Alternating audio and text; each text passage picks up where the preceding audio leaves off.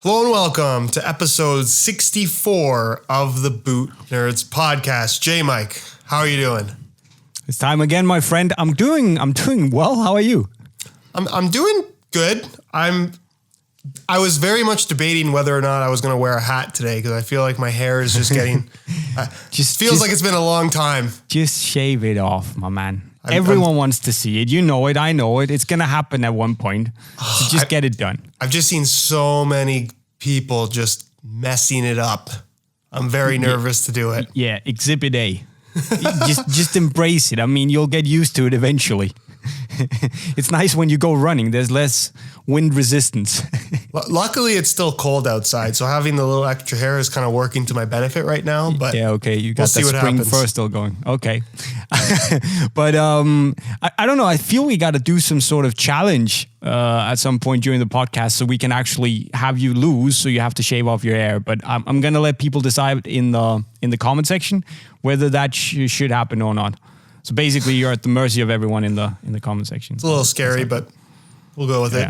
Yeah. And speaking of the comment section, if you have a question for us, apart from wanting Josh to shave off his hair, don't forget to leave it down below, and we will try to get an answer out to you as well as we can. Also, if you haven't already subscribed to the Boot Nerds podcast, or, by the way, like this video if you think what we're doing is awesome, please go and do that, and we're going to be mighty happy, and maybe, who knows, Josh will cut off his hair in appreciation. So, Josh, what do you have for us today? Well, because today's Boot Nerds topic is a very Boot Nerd topic. Let's say that much. It's super nerdy.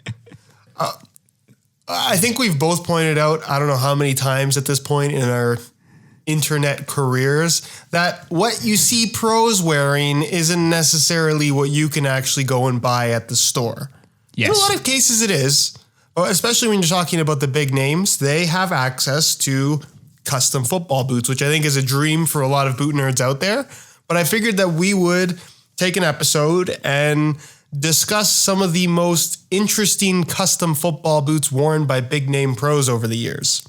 Absolutely. This is what I live for, basically. This is some of the hardcore nerdy stuff. So if you're out there thinking, you just wanted to know which speed boot is the best, we're sorry, we're not going to tell you in this episode, but we're still going to get really interesting because there has been a lot of funny examples of pros wearing what seems to be one boot, but it's something completely else. Yes, many. Where do you want to? Obviously, we've got the big three, and then we've got a lot of funny other players with, crazy stories. Where should we start? Messi, Ronaldo, Neymar? I'm thinking Messi, because I think Messi has had he's from a sales perspective and an interest perspective, I feel like he's not had the most exciting football boot history. Yeah, you said that before. Right? At least that's my opinion. But when it comes to the boots that he actually wears, they've almost always been some strange custom variation that only he had access to, which I think is very interesting. And we'll start very early on. Actually, we'll throw in this fun fact. Messi was actually wearing Nike boots in the early days of his career, and I think technically signed a contract with Nike, and then Adi signed him kind of under the table for more money, and there was a big lawsuit going on that I think got settled not too long ago, actually. It wasn't pretty. Let's just put it that way. I think, there are some details that it wasn't pretty. Let's just leave it at that. But yeah, he was wearing Nike, then of course moved to Adi. The big, the first time that the world really, opened their eyes and said, what is going on here, was when he wore F50 Tunics that were F30s, basically, instead of F50s. So he didn't use the tunic system. He wore the boots for promotional stuff, but actually always played in the F30 variation, which had the split tooling, the split outsole with normal FG studs instead of the studs where you could, unscrew them and change studs and all that stuff. I mean, probably Messi also realized that it was complete garbage, but it was just funny nonetheless that they used him as the face, and he was clearly wearing F30 boots. We saw that in 2011 against United, where he was it? No, that was 09. That was 09, of course. United have lost too many finals to Barcelona, I feel. That was 08-09, obviously, where he scored that header, dropped his boot, and took it up and kissed it. The world was never the same, because that way people really got a good look at his boots that actually said F30. It's not like they tried to disguise it to say F50. It actually said F30, which I thought was funny. Those were the blue iTunes, correct? iTunes, yeah, exactly. Yes, but the most interesting one, because I think a lot of the F50 models, unless you really knew, the upper on the F30 and the F50 looked pretty similar. But with the F50.8 specifically, the F50 model had the LS Clar, the clear heel, which was like a very distinctive aspect of that particular boot. But then the F30 model, it still had the clear material, but it was through the midfoot. So it gave the upper a completely different look. And that's the version that Messi actually wore. And I never understood, kind of as a younger, I don't want to say I was a kid, but as a teenager, it was like, how does this make sense from a marketing perspective for Adi to be paying this guy who knows how much money to be the poster boy for this boot? And they can't make him like a custom variation that at least looks like it has the clear heel like the real thing. Just slap the F50 upper on an F30 tooling and you're done. Yeah. It's not rocket science. Yeah, that was really odd. Very strange. And then he also had a weird modification because he wore those F30 boots with a custom sole plate that had the classic TRX stud pattern that everyone's used to, that was on the Predator and the F30s and the day. But you can find some, and it wasn't all the time. But I think as a substitute for like metal soft ground studs, he wore these, it was the regular blades, but then it had this extra like tooth coming out the middle. Yeah. Yeah, just to give him that little bit of extra length, which somebody else brought this up to me. And I think that when we talk about like innovation in football boots and like the next game-changing thing, why are we still doing screw-in metal studs? Plastics have come such a long way. Why can't we just do plastic studs that are a little bit longer? It makes for a lighter product. The traction is still going to be the same. I know that technically you don't have the replacement aspect of studs, but let's be honest, how many modern football boots can you wear an entire season and then they don't need to be replaced anyways? I feel like that just makes so much sense given how football boots are trending towards getting lighter. Yeah. Right? Honestly, mate, I've never, ever asked myself that question. Like, I've just thought about how, the metal studs are getting lighter, but not why we're still using metal. Yeah. It's a great question, but I guess that's for another episode, because that could be a very long discussion. But yeah, the funny thing, I went to this Messi museum in Barcelona when they dropped his first signature boot, the white and red one, and actually saw some of these F30s, and it was, I picked the iTunes it up and saw these FG studs with the little tip on, and it looks brutal. Like, I don't understand how he could like it, but apparently he did. Yeah, it was a very he weird switched thing. he switched into the adizero wore the leather version, and when the third generation came around with the My Coach in the outsole, he also switched into the leather version and had this like very unique stitch pattern on the vamp, the toe box that he basically kept using until he got his own Messi line. So that was funny. So basically, he had the Hypertouch F50 adizero Sambas, for instance, in 2014. But it was the Hypertouch upper he had, but he just had that stitch pattern that he used to have on his leather boots as well. Kind of funny. Yeah, always something a little bit different about the boots Messi wore. Yeah. But I would say the F50 adizero era is probably the closest thing to a retail boot that Messi actually has worn in his career. Yeah. That's probably not.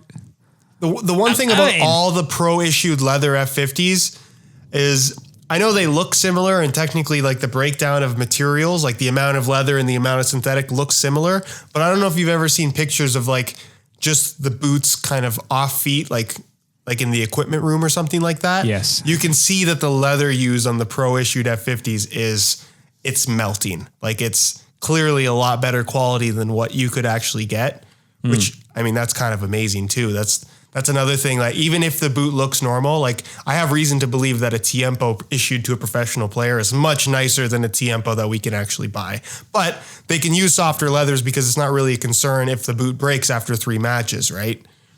But that's another question. Can the leather on the Tiempo Legend 8 be any softer? It's a good question. Yeah, I don't really know. But anyway, yeah, I think you're right in saying that the adizeros were probably the closest thing to the retail boots, because then he got his Messi and of course the Nemeziz line, where he's basically been using the burrito style tongue that, you know, people like us haven't been able to buy. And I'm just like, if you're making a Messi line, you're making a Messi boot, why not just make it Messi spec? Do you know what I mean? Yeah. It doesn't make a lot of sense to me. I think people would actually, for me, from a marketing perspective, like, if you're buying a Messi boot because you want to be like Messi, yeah, isn't it a cool marketing approach to be like, hey, this is exactly how Messi wants his boots, so that's how we're selling it to you? Where like the Nemeziz, what they're doing right now with the Nemeziz actually makes some sense. But in the early, like the Messi 15.1, 16.1 days, well, he's wearing the 0.1 model, first of all. You have this flagship Messi 16 Plus that I think he wore in like a charity match or something like that, maybe once. But for the most part, never actually wore them. Again, I just don't think it makes a lot of sense to give a guy a signature boot and he doesn't actually wear the flagship model in the signature line. Like, remember when Ronaldinho had a signature boot? He actually wore his signature boot. True. Like, it was very evident that they designed that based on Ronaldinho feedback. At least that's what it seemed like to me. Where Adidas has this Messi line and it's like, they never consult him one time. They're just like, we're going to make this and then we'll make Messi his own version and he can wear that. It's people with so many images and like such like information that's out there these days, like that doesn't fly anymore. Like, it just doesn't make sense to do that. Maybe that's, I don't know. It's probably not the reason that neither the Messi nor the Nemeziz line is doing super well. But it could be like a contributing factor that the biggest star clearly doesn't wear the boots you can buy. Yeah. But that's a whole other discussion. But Messi has definitely had a lot of, and still gets some pretty wicked customized boots. And I guess when you're one of the best ever, it's also kind of okay. But just let us in. Give us the opportunity, at least on the actual Messi signature boots. I mean, we're paying for the logo anyway. So, I mean, I could live with the logo if we actually got the Messi specs. Yeah, it would be cool for sure. I'm also really kind of surprised because it was for the longest time, Messi was all about having a leather upper. Like, that was always like a modification that he had on his boots. But I mean, he switched to synthetic with the Nemeziz now. He hasn't been wearing leather boots for a number of years, which is kind of surprising to me. You think somebody like that, who seems so stubborn and particular about his boots, would just stick to that no matter what, but he's wearing synthetic, which I think goes to show how far synthetic has come to an extent. That was my point, yeah. Yeah.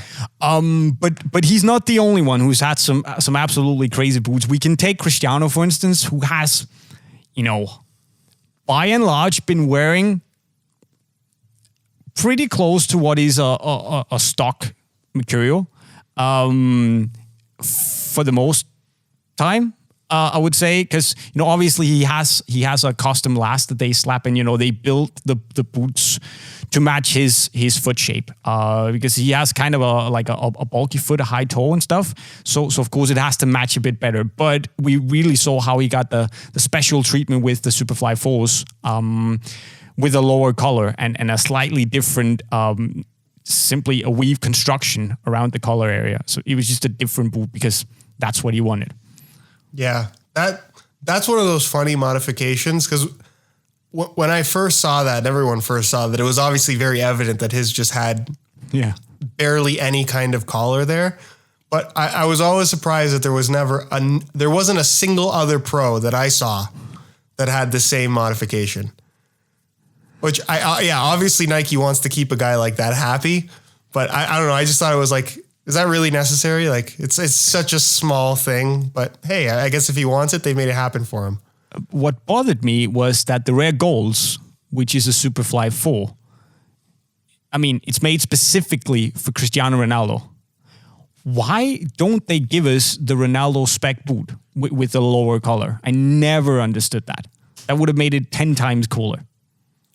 Yeah, especially when they make it in low quantities, like what was 333 pairs, right? 333, yeah. I think the issue with making an actual player spec model is those are like handmade in Italy at a factory by the same guy, by Nike. So for him to make 1,000 pairs to release to the public, that's probably take him a couple years, right? Because I don't think Cristiano actually goes through that many boots. That's kind of an interesting aspect of him is he seems to stick in one pair of boots for as long as possible, which is very evident whenever he has a pair that's in white. Because you can see as time goes on, they're clearly getting stained, right? So what do you got there? I just got them. I just wanted to see where they were made. They were made in Bosnia and Herzegovina.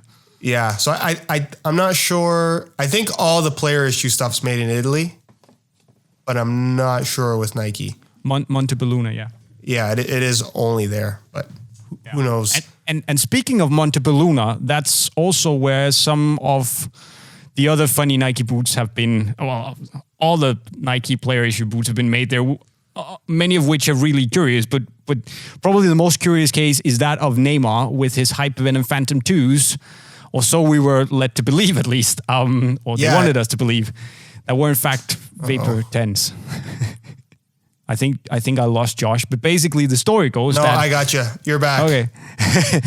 But the story goes that, so Neymar was... a Mercurial player when he was younger. Then Nike switched him into the Hypervenom Phantom 1s, which he, alongside everyone else, I guess, absolutely loved. Then Nike made the Hypervenom Phantom 2s, and because Neymar was the headline player for the Hypervenom line, he also had to move into the 2s. Problem was, it was a brutally rubbish boot, so Neymar hated it, as did everyone else.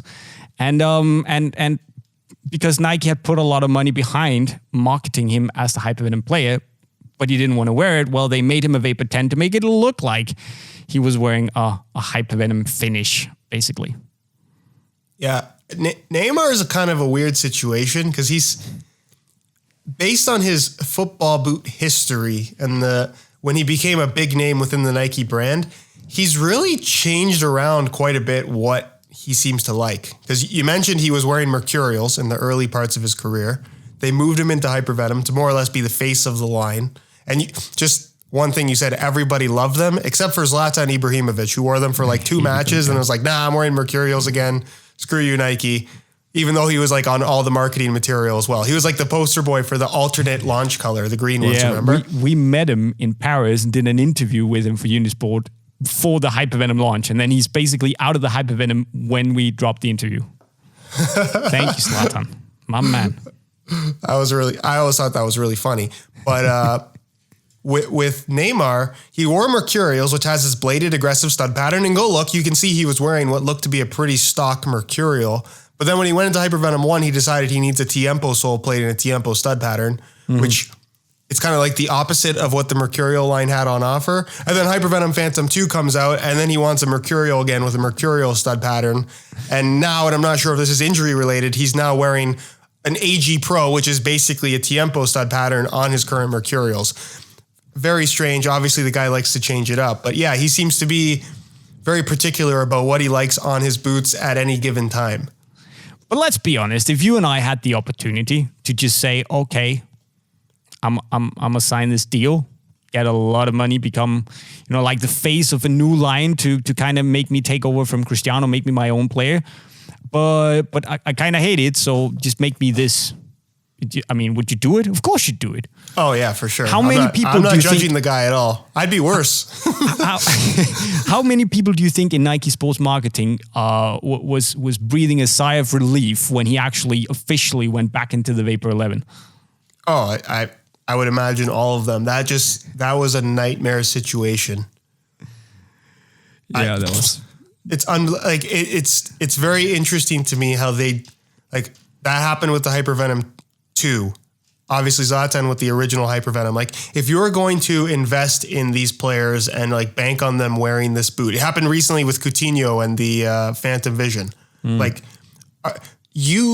know that there's some players are maybe a little bit superstitious and they feel like they've played better in a certain boot or will play better in a certain boot, but Sadio Mane, yeah. There's so many examples of we're launching this guy's going to be the face of this boot. And then after like a week or two, they think, you know what? I don't want to wear this anymore. Like, is there not a way to get these players to like commit to wearing this? Like it's always been a strange thing to me because it always happens with really big players and really big brands. I don't know. Apparently even all the money in the world can't save that. Yeah. It's always an interesting situation. But players just get what they want, right? When they're signed, we've seen that with Toni Kroos. He signed with Adidas. Is he wearing the latest boots? No. He's just wearing his 11 Pro 2s in white. Yeah. Like with custom TRX sole plate, which is really nice. And we all thought with this new the Copa 19 generation, because he did train in like a whiteout custom pair, still had his custom sole plate, and it was a 19.1. Yeah, it was. Trained in it like maybe twice. And we all thought this might be the time, but no, it never happened. Never happened. But at this point, just finish his career in those boots. I don't think anyone wants to see him change at this point. No, that's just the way it goes. Another Adidas player who had like a really crazy modification was Robin van Persie. Absolute baller, but came from the adiPOWER, which I respect the man even more for really liking that Predator. He apparently liked it so much that when that was retired and taken out of production, Adidas wanted to move him into the adizero, or he decided to move into the adizero, but he actually had the adizero made in leather with a lot of extra stitches to make it, at least support-wise, relatively close to what you got on the adiPOWER, and he had the adiPOWER tooling on it as well. So like a super, super heavily modified F50 adizero. There was basically on kind of an adiPOWER without the Predator elements, looking like an adizero. Insanely cool. Yeah, that is, if you're a boot nerd, I definitely would recommend doing a Google search on that one, because I think he only had that in like one colorway. It was that weird kind of light yellow with the orange sole plate. Now, he also had it in red. Did he have a red? Oh, you're right. He did have it was like a custom colorway. It was red with I think like dark blue. Yeah, he also had that. Didn't he? Maybe he... Robin van Persie. Let's see what Google said. But he definitely had that red navy. You're right. I remember those ones. I don't know. I just distinctively remember the light yellow with the orange sole plate, which people love that colorway of 2014 F50, and I'm like, it's kind of a weird one. Yeah, there's also the blackout. Obviously, he wore this blackout. I'm just looking at the picture. It's absolutely mad. I'll try and put some of them on the screen. Yeah, that for me that's one of the coolest, like, completely custom variations of a football boot that I think we've ever seen, honestly. Because that really is like, they made that for him and nobody else. Like, it wasn't based off of anything. It's truly like a one-off football boot, which is just so cool coming from a brand like Adi. I totally agree. Really, really cool. I absolutely love that. You're right. It was red and navy. That's true. Mm. And he just wore, I think he wore the stock pair of slime adiPOWERs for a good while. No, yes. he had the red and white. I'm just looking at this picture right now. He had the red and white zero as well. Yeah, there was a few. I've got a few little ones here that I always thought were really interesting. Didier Drogba. Oh, yeah. Vapor 1, 2, and 3 had this little mini tongue. This little, like, at the top. I don't think anyone could actually play with it folded over because it was so small it would never stay in place. But it was a very distinctive element of a mercurial tongue. And they discontinued it after Vapor 3. But if you go look at pictures of Drogba's boots, with the Vapor 4, he was one of the players that cut off the lace cover, which was kind of cool. But a total pain to do. Do you remember? I remember looking in forums on how to do that, because I had a pair of Vapor 4s and I wanted to do it. But it was stitched, but also glued. That was the first video I did on Unisport ever. Really? Like there's a video of like super young Jay cutting it off with like the tiniest nail clipper you can imagine. It was like so ridiculous, and it was a mess.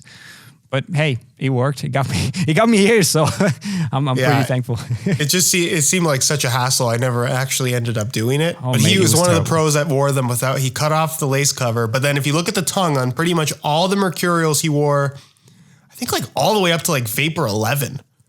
You might be right, yeah. I know for sure he had Vapor 10s with this modification. Yeah. Just maybe a little, Vapor 11 it was as well. stitched and all that, but it was just there. That was pretty cool. It's kind of back. They kind of brought it back now with the Vapor 12 and 13. It has that shape again. Yeah. But he always had this little modification, which I thought was pretty cool. Very little thing. And then Francesco Totti with his Nike Tiempo Legend 6s with minus the one-piece upper, full tongue, regular central lacing system, fold-over flap with the elastic strap, nice flop on the tongue as well. And the Intertract outsole. Yeah, Beautiful. just a really cool modification. And Nike did end up releasing a limited variant of this boot in gold. Would have been really cool to get that Intertract outsole as well. But that's cool. Have you seen some of the clips of him just playing like in like charity matches or like pickup games on Instagram? No?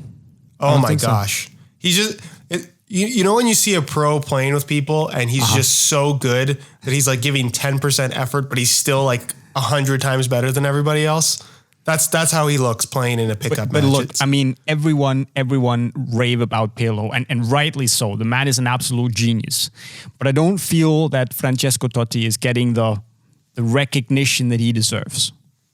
In my opinion, like the man was a flipping genius. He's one of those one club players you just gotta love him. Like, yeah, it's cool. But you know what, Jay? I think the reason why, I think in the first half of his career, he got all that recognition because that was at that point in time known as like the style of player that would make you the best player in the world. True. Where now it's like, if you're not really scoring all the goals, and granted, like Cristiano Ronaldo and Messi getting all of the attention over the last decade is very much deserved. I'm not saying that at all, but I think that type of player, it's not he's not really a flashy player by any means, right? No, but I think he had style. He was, had this suave, elegant,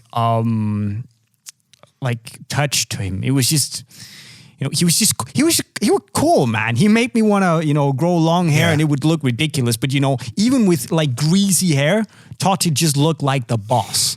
Yeah, I even loved the man, despite him being, in Denmark we call him Francesco Snotty because he actually he spit on one of the Danish national team players, Christian Poulsen, during a Euros match. We call him Snotty.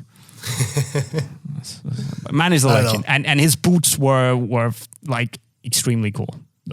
He always had cool stuff, and he had a really cool run. I'm sure. When he was with Diadora, I'm sure he had some pretty interesting customizations there as well. Probably. But the Diadora boots that he was wearing were so complicated at that time. That was such a weird stretch of football boot history. I wish I could go back and find all of those Totti Diadoras. Because there was if you want to talk about as many technologies and ideas as possible crammed into one football boot, that was Diadora. Like just some really weird stuff. But I remember them being nice boots. Oh, yeah. No, they were definitely nice boots. They were all really high quality kangaroo leather, but just so many little details. Just, I don't know, very cool. Yeah, I know. Then, of course, we have your good friend, Philippe Coutinho, who had all these stitches on his Mercurial Vapor 12s. I guess for stability reasons. Of course, he also did his own customization, cut a big fat hole in the heel. I think it's a topic you've covered a couple of times. Because he had this, like, what was it called? Well, the theory was Hagelin's deformity. Yes. Which at this point, I don't believe. I think it was just a blister issue. Could be like maybe he did have it and it was causing him blisters, but I don't think this was such an issue that's like, if you look up Hagelin's deformity, it could like potentially like prevent you from running. Like it could be pretty serious, especially for a professional athlete that's running all the time. So I think he maybe just has a bump in his heel and it was an issue. I think all that stitching though that we saw on those Vapor 11s, and he's had them on Vapor 12s and stuff too. I think that has to do, because if you look closely, you can see that there's still a piece of the internal heel counter that's been kind of cut out. So there's no pressure on that particular spot. I think that maybe the extra stitching has to do with holding the liner in place because it can't be glued against anything. Maybe, but do you think that Nike knew that he was going to cut a hole in the boot? Oh no, I'm sure they weren't happy about that. that couldn't have been something that they were like told him to do. Nah, exactly.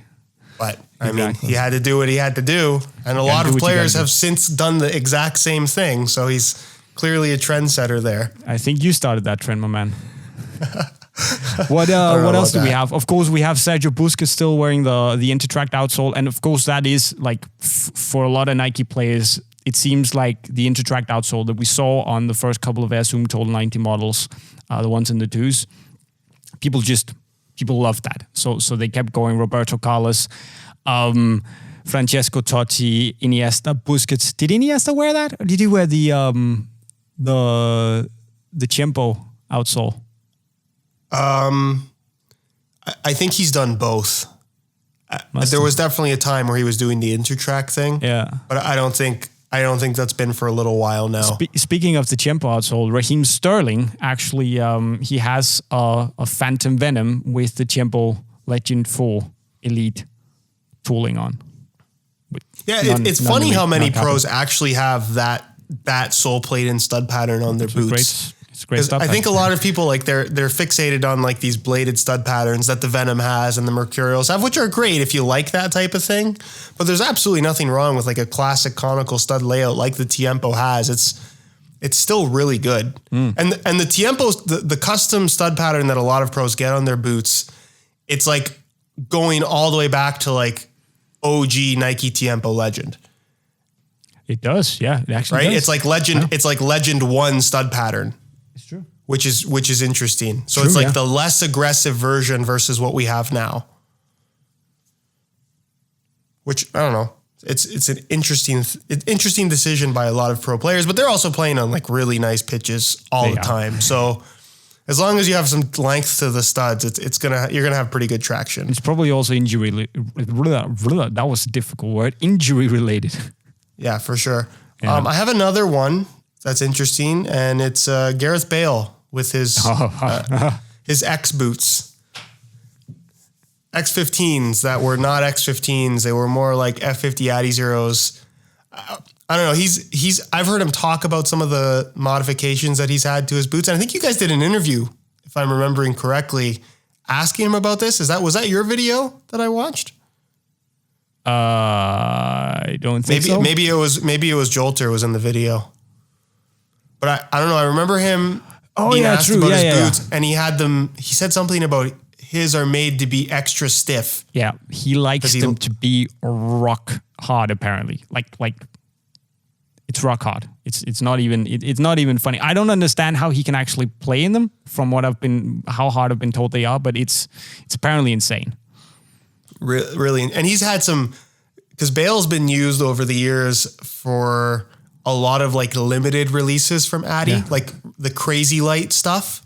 And he only wore those for like one match, but if you go back and look at the images of him wearing crazy lights as an example, it was very clear that it was just like a dressed up version of the boot he was already wearing with like the crazy light graphics on it. Because for a guy that big and that strong to wear something like the F50 Adizero Crazy Light, it was so thin and so flimsy. Like it'd be a big ask to have a player like that switch into a boot it's really cool as a concept, but it really is more of a concept boot rather than a product that should actually exist, which I think is the case with a lot of these limited releases. We were also talking before this started about some players wearing the Nike GS2 that was more along the lines of the Vapor rather than a GS, at least when you're talking about the upper. I think we found pictures of Hazard wearing them with like the Vapor 8, Vapor 9 sole plate. We're not sure about the upper. I know a lot of them wore the SG Pro outsole from the Vapors, but as far as I can tell, and as far as I know, they're all the GS2 uppers, but I mean... Yeah, I feel like I've seen a picture at some point of like a Vapor upper dressed up to look like a GS or a GS2, but we couldn't find any evidence of that, so I might just have dreamed that. It's entirely possible. But that's the thing. I mean, unless you have any other big players that we've probably forgotten some big players. Like we talked a lot. We've probably forgotten some. If we have forgotten a big player, let us know in the comment section right down below. Josh, do you have any others you want to mention? No, I think we're pretty good. We covered a lot. I think that's enough. I think the people have had enough of this topic. Probably. Because the overall message is that if you're a big enough player and you have some wishes and some needs, well, you're going to get it. If they pay you enough money, they're going to spend even more money on making you what you want. So that's a great deal. Become a pro. It's nice. Okay, time to jump into some questions, of course. If you have a question for us that you'd like us to answer, keep on writing them in the comment section right down below. We absolutely appreciate it. We read them all, and we pick the best ones that we're going to reply. So thank you for the love, guys. It's great to see that you're still with us in the comments as well. So, question from, wow, that's a difficult name. Sahil Afshan. Which football boot has the deepest connection or story to you guys? Wow. That's a deep question. Man, I don't know. Off the top of your head, 2 girls over drinks. And go. Why am I always the first? Why do I always have to answer first? Okay, look, the boot that pops in my head, and I think the reason why it's the most memorable and like special to me is because like growing up as a kid, I was always like, I was a little bit chubby up until like 14 years old, 13, 14. But like 13, 14 years old, I became like an above average player. Okay. And I remember playing in Nike T90 Laser 2s with the kangaroo leather upper, the launch colors, the white ones with the red swoosh and the silver element. Fernando Torres wore them, and I had a really good season. I scored a lot of goals that season, and it was in those boots. So those are the ones that I remember the most fondly out of my entire childhood. Right. I would probably point to my Nike Greenspeed 1s. That was it wasn't the first limited edition boot that was it? It was one of the first I got. And I got them on Unisport, you know, there were no special privileges or anything for me working there. I had to go in at midnight. I was on holiday in France. So I sat there in my bed at midnight, frantically trying to get these boots, and I secured a pair, and I was over the moon. It was back when, you know, getting these limited edition boots was insanely hard. You know, getting the white, black, gold Vapor 9s, the CR7s, 100 pairs worldwide, you know, sat there during work hours, you know, having this, you know, the Nike page open on one browser and working on the other, and, you know, trying to secure a pair for Jolter. And it was mad. And the relief when you copped afterwards was just out of this world. So good. I avoid doing that at all costs now, because it's like, it's so stressful. And yeah, you're right. If you get it, it's like, wow, I got it. It's like almost a rush. But then when you don't get it, you're just so upset. You're like, I just wasted half an hour sitting here, refreshing the page 1,000,000 times. Like, I don't know. I avoid doing that now. That actually happened to me with the rare golds. I was doing this piece for like Danish television in the Unisport store. And that was right at the time where the boots dropped. And I thought, okay, I can take a break and I can get them and stuff. But they were late. So, you know, we had to push the shoot, and it kind of interfered with the boots dropping, and I missed out.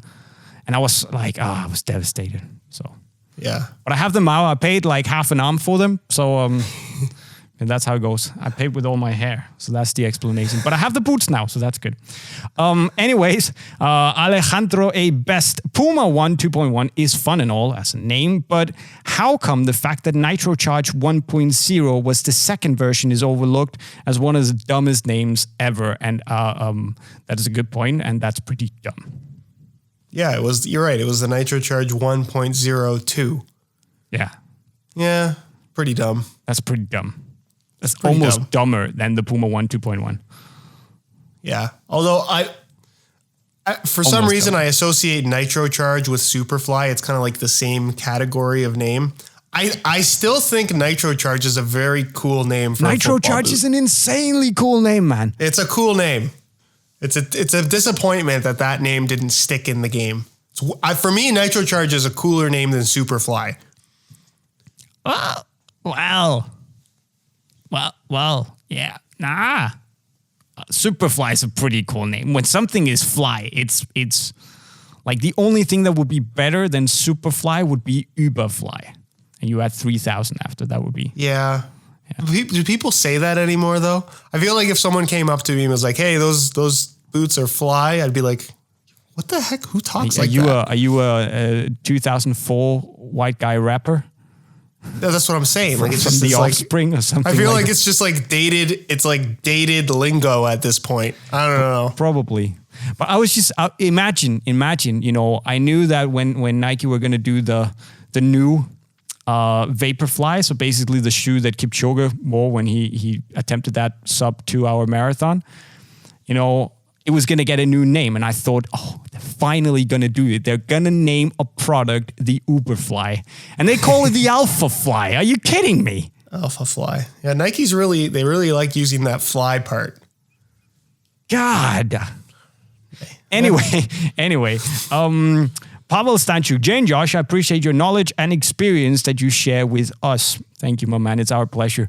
My questions. 1, I played Jumbo Legend 7 Academy. Can I fit in a Furon V6, synthetic or leather? And I don't see why not. I mean... For sure, yeah. I think for sure.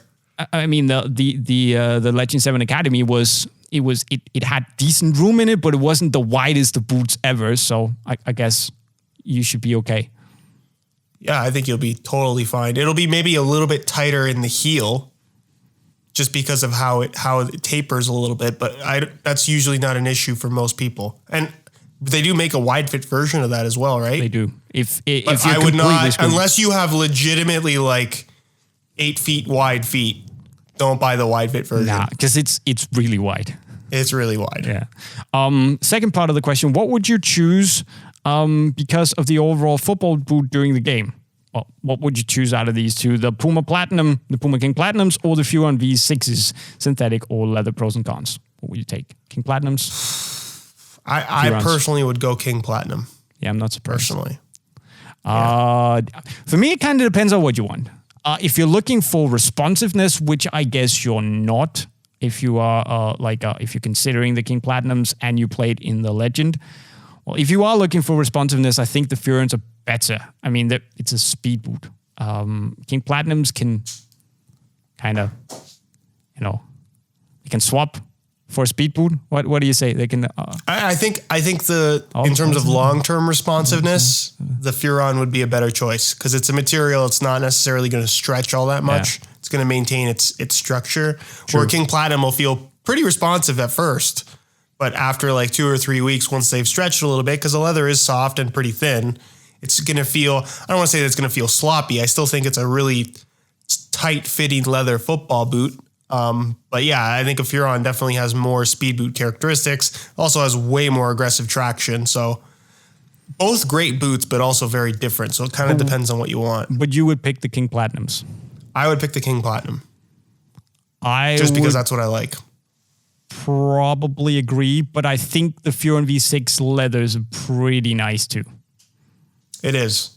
It's definitely, you really can't go wrong. No, but for the money, the King Platinum does a lot of things right. So I would probably go with that. €200, and they're on spring sale on unisportstore.com right now. I'm just saying.